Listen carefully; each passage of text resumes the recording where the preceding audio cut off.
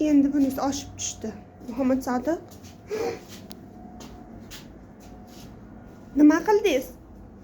Yangi bo'lmagani mana ishxonaga kerak bo'ladi deb olib kelib qo'ygandim. Nima qildingiz o'g'lim?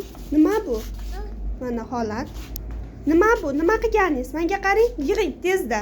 Qani, yig'asizmi?